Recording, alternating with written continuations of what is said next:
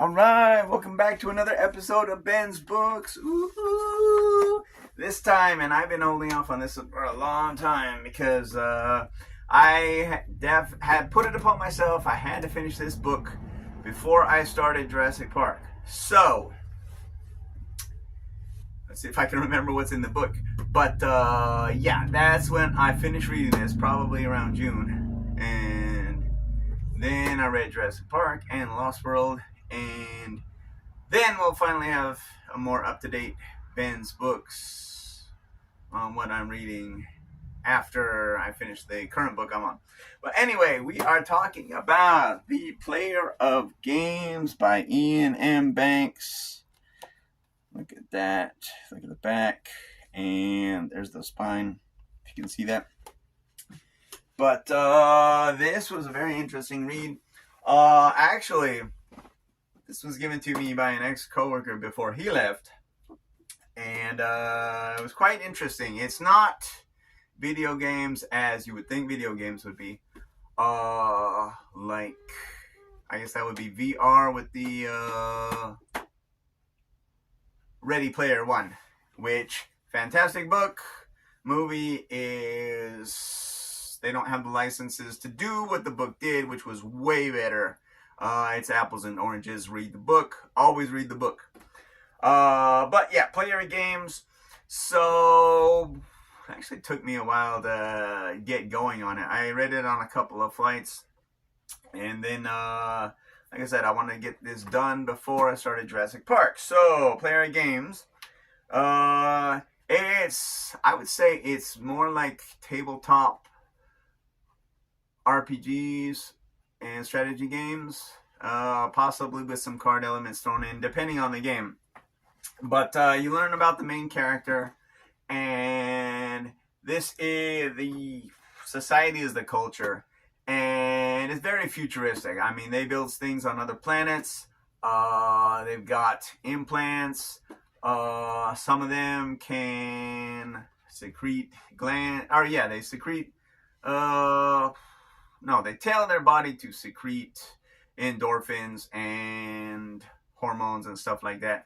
So, yeah, I guess there's no need to drink coffee if you're like, okay, I need some pick-me-up juice. You'll just alter that in your brain.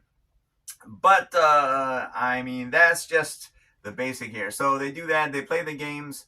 And, of course, spoiler alerts, as much as I can do here with a book, but go out and read it and then come back to the video and tell me what you think of the book. There you go. I just bookmarked this or whatever. Yeah, so he's playing in games or games against different people. Boom boom, they beat it. They bring in a prodigy who's supposed to study the main game that he's the best at in would it be Galaxy, or it wouldn't be Universe, or whatever territory the culture controls. He's the leader, and like there's this hotshot prodigy, and it's interesting because like she's holding her own, and then one of the drones, they're kind of like robot helpers, kind of like Stellar Blade in that respect. But he comes over and he's like, you want to get a perfect game? And he's like, no, I don't want to cheat. And he's like, you'll be the first one to ever do it. I see the holes and I know how you can do it. And unfortunately, he accepts that and gets blackmailed. That sets off a whole chain of events. Eventually, she gets the first perfect game, ironically. But that's way down the line. So, as part of the blackmail, he is offered a position to play in the game against the Empire, which is in control of another sector. And basically, they're trying to determine how good or the culture is or isn't, and whether or not to invade. So that's interesting there. And he agrees. So he sets off on a 2-year interstellar journey to get to the Empire to play the game. And yeah, that's the first part of the book. Second part, He's learning the game on the way because it's 2 years after all. And they do all sorts of things to not show how advanced the culture is. Like they put stuff on his drone. He's given a new drone just for this task. So they sort of camouflage it, make it look clunky and sound clunkier than it actually is, and bigger.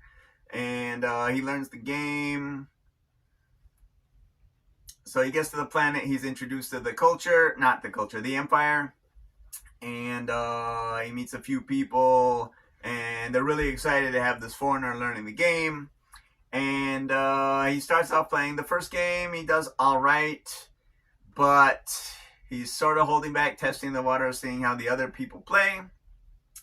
And eventually he starts winning and winning and winning. And there's death threats made against him.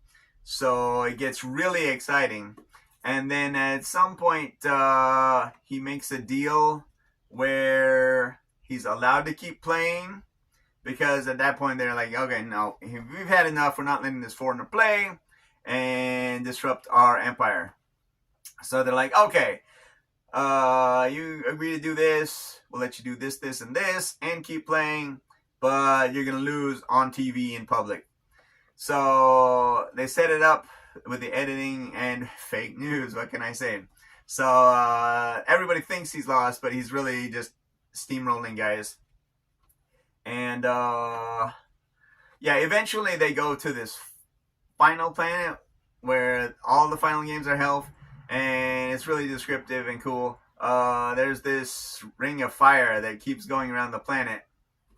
And the wildlife has adapted so it grows very quickly before it's all burned away. And then fire passes and it grows back. So they're at this castle and they're doing the final boards. And eventually he comes face to face with the emperor himself. And he sets it up to where basically it's the culture, all the pieces on his side represent that, and he sets it up so the emperor has his empire going. And he gets to the point where he realizes, even before anyone else does, and probably before the emperor, that he's got the game won.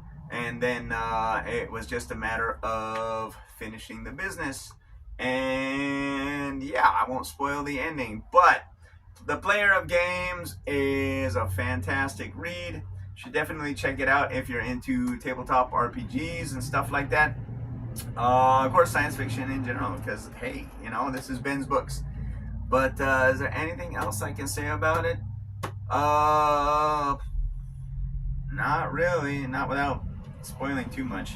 But yeah. So let me know if you've read Player of Games in the comments, or can recommend any other of Banks's books, and we'll go from there. Thanks as always for watching, and until next time, keep dancing and keep reading.